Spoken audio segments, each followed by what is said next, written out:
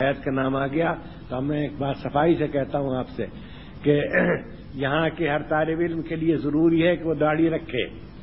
یہاں کے طالب علم کے لیے حلق لحیہ ناجائز ہے، حرام ہے، ممنوع ہے اور خلاف قانون ہے.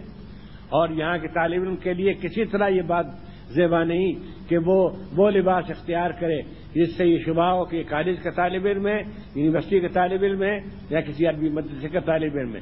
ٹخنے سے جب پائجامے کے نیچے ہونے کو شریعت نے ناپسند کیا ہے تو پھر وہ ہے جو بار بار آتا ہے کہ خالف الیہود والنصارى، خالف الیہود والنصارى، یہود و نصارہ کے شعارات کو منع کیا گیا، اس سے ان کا نفسیاتی اثر ہوتا ہے اور یہ پیغمبری کی زبان سے بات نہیں کر سکتی تھی. تو داڑھی شرعی داڑھی ہونی چاہیے، صورت شکل مولویوں کسی صفائی سے کہتا ہوں مولویوں کسی ہونی چاہیے، شرمانا نہیں چاہیے اس پر.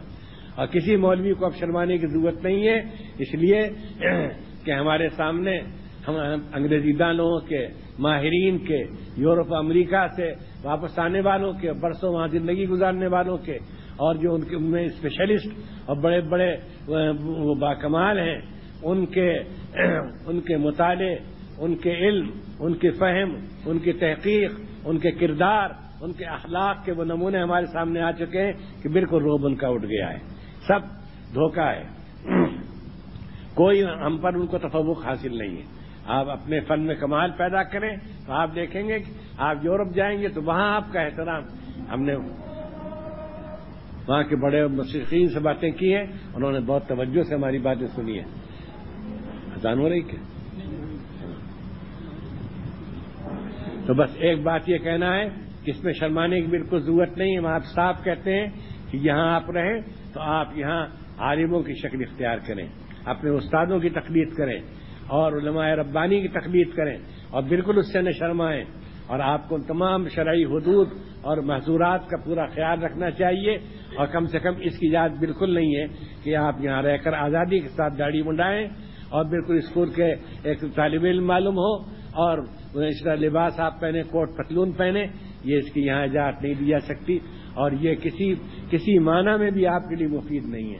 آپ یاد رکھیے، آپ جتنا ظاہراً و باطناً آپ کو مشابہت ہوگی علماء ربانی سے، نائبین رسول سے، مشائخ کرام، اولیاء اعظام سے اور خادمین حدیث اور فقہ اور وہ حاملین علم سے، اتنی ہی آپ میں مقبولیت، محبوبیت پیدا ہوگی. اللہ تعالیٰ کی مدد آپ کے ساتھ ہوگی، آپ کا احترام کیا جائے گا اور آپ کامیاب زندگی گزاریں گے. یہ سب غلط ہے کہ فلاں شعار اختیار کر لینے سے یہ ہوتا ہے، فلاں شعار اختیار کر لینے سے یہ ہوتا ہے. علم جھکاتا ہے. اختصاص اور امتیاز، کوئی علمی امتیاز، کوئی تحقیقی کتاب، کوئی تحقیقی مقالہ، وہ بڑے بڑے عمراء کو بلکہ بعض اوقات ملوک اور بادشاہوں تک کو احترام پر مجبور کر دیتا ہے. اور الحمدللہ ہم بھی اپنی تمام پستیوں کے باوجود اس منزل سے گزر گئے کہ بادشاہ بھی احترام سے ملے ہیں. تو یہ سب باتیں محض مغالطہ ہے کہ ہم یہ پہن کر جائیں گے تو ہمارے گاؤں میں عزت ہوگی، قصبے میں عزت ہوگی، بازار میں عزت ہوگی. ہمارے بہت برادری کے لوگ جو انگریزی داں ہیں، کالجوں اور یونیورسٹیوں میں پڑھتے ہیں، وہ ہمارا احترام یہ کچھ نہیں. آپ کا علم وہ سب سے بڑا سائن بورڈ ہے اور سب سے بڑی وہ قابل احترام وردی ہے. یہ وردی ہے آپ کی اصلی علم میں کمال اور صلاح اور خشیت الہی اور سنتوں کی پابندی اور عبادت کا ذوق اور اصلاح کی کوشش. آخر میں ایک بات کہہ کر ختم کرتا ہوں کہ دیکھیے اس وقت ہندوستان میں